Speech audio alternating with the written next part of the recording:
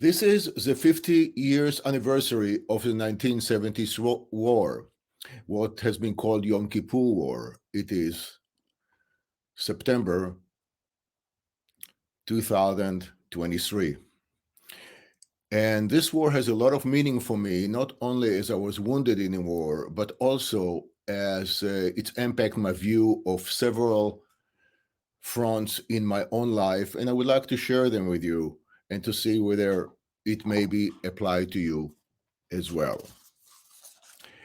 I would start with what I call the creator dilemma, or the instinct versus rational. So, in the midst of the 73 war, we are deep in the desert, and bombs are falling all around us from artillery shells that are thrown from, launched from miles away. And the instinct is to run away from the last crater created by the last bomb. But then stopping and thinking about what's happening, I remember the saying that bombs never fall in the same place. So the safest place around is the crater created by the last bomb. So the junction that we face in life is a very common. What does our instinct tell us to do versus what the rational mind tells us to do? So this is an invitation to think about intuition and the brain, instinct versus rationality, and to look at your life. What are the instinct about, whether it come to how do you treat your children, how do you treat your beloved partner, whether you have an affair or not, whether you get mad at somebody, how to differentiate between instinct and rationality. And this is an invitation for you to think that way, and to know that sometimes the instinct, like in my case, to run away from the last crater, will be really put my life at risk. So think about how identify what is your instinct telling you to do in certain situation, or what your rational mind tells you to do.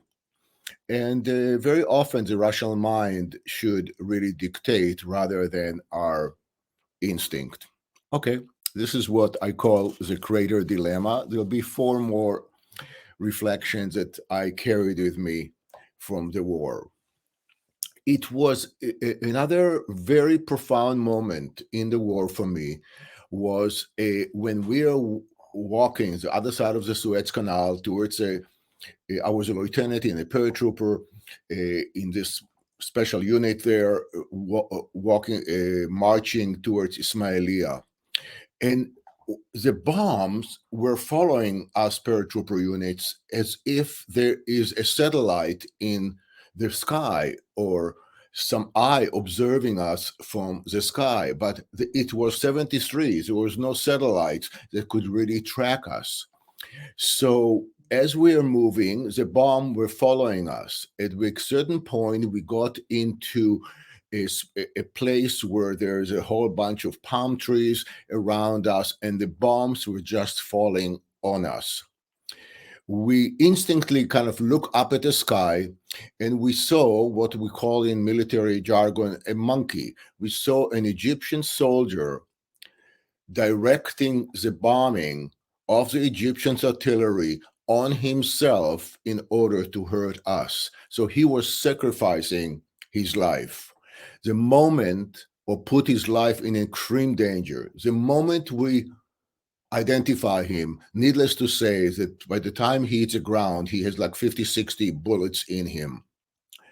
And I felt such a respect to him, even though he was a quote enemy soldier, for sacrificing his life. Not much different than me and my paratrooper units. We're sacrificing her life. But the people around me didn't honor him. He came down with 30, 40 bullets hole in him. And when he hits the ground, some people ran to him and took his knife and took his gun and took his whatever other things they could take from him. And what I wished to do was to create a circle of honoring him dying for the cause, very similar to what we were doing. We're supposedly a cause that we're kind of marching towards our death to fulfill this cause for Israel. Supposedly, that's what we were supposed to believe, to sacrifice our life, and he sacrificed our life.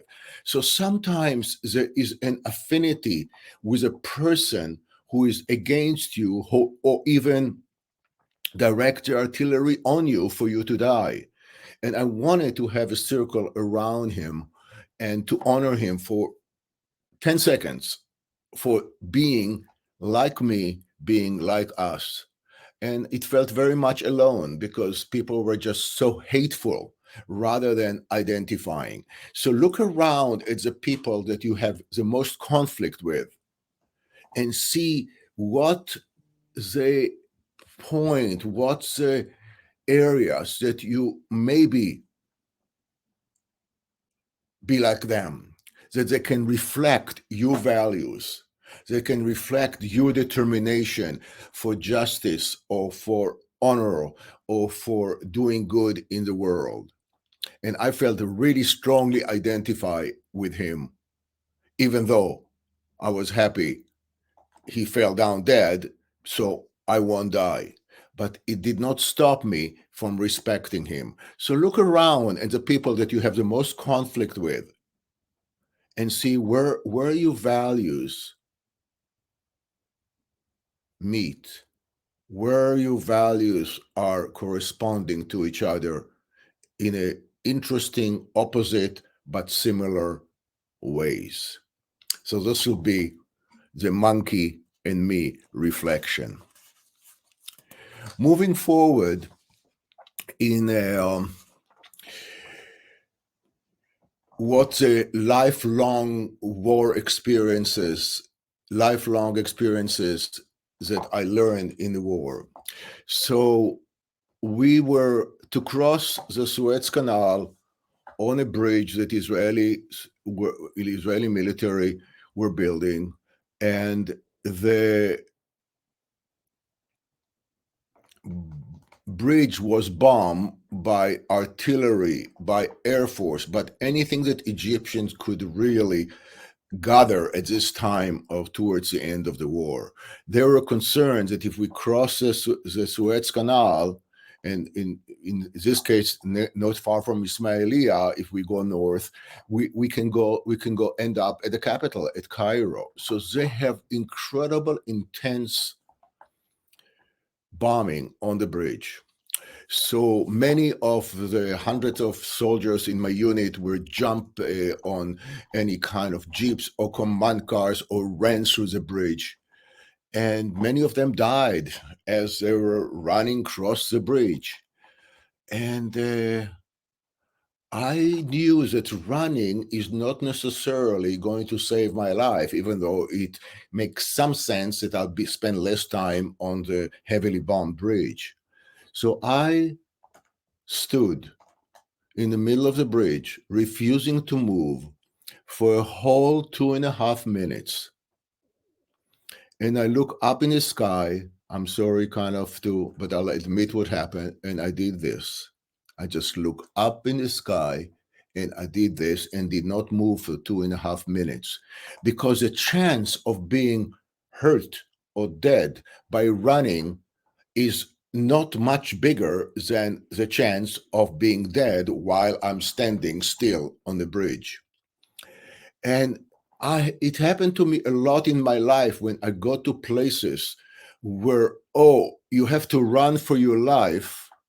But actually, I remember that what happened on the bridge is standing still on the bridge, apparently 50 years ago, saved my life. And I'm here to tell the story. So again, what's the instinct here? And what is a rational mind or what kind of other instinct you can generate in order to be reflective.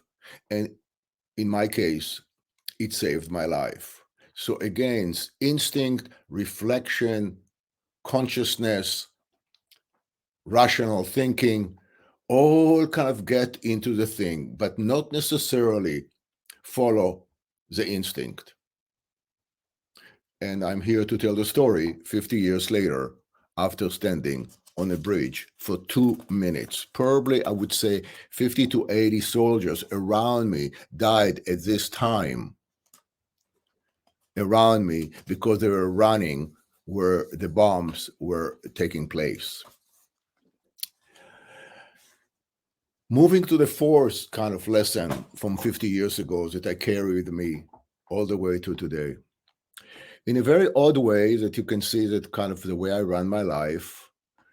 And we were held, this paratrooper unit were held back line and they didn't know where to thrust into Syria, into Lebanon, into Egypt, into Jordan. We were just this special unit. So we have a couple of weeks really thinking and wondering. And I decided for a very odd reason, but any of these examples are pretty odd, is that it's time for me to break off my relationship with my 2 years old sweetheart, beloved girlfriend. And when I wanted to do that, I had two reasons to do that. One was a selfish reason that I can face death without worrying about her worrying about me. So I can die, and I was free to die. I was free to be. I was free to fight. I was free to live. Because I broke up the relationship with her for two reasons. The first reason was that it will give me the freedom to die without worrying about her worrying me. And the second reason is really kind of really, it's really messed up in some regard. It's kind of what I alluded to.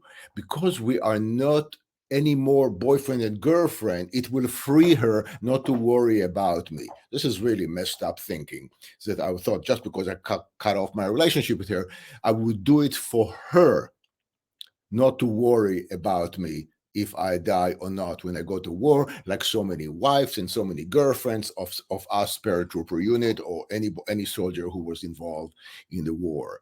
So one was a selfish reason that I can face my death without worrying about anybody. I mean, I had my parents and my sister and other friends, but it's a close girlfriend was really big on my mind, and I needed to free myself.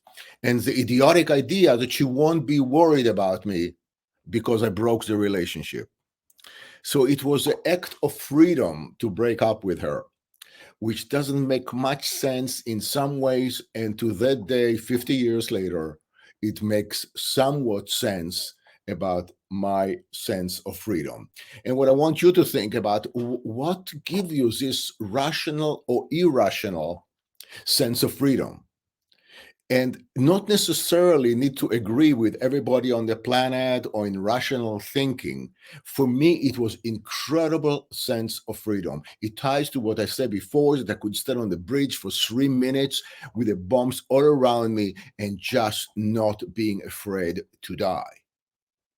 So it helped me, even though it was irrational and not considerate for her by no means. I did say many times sorry in the next many years.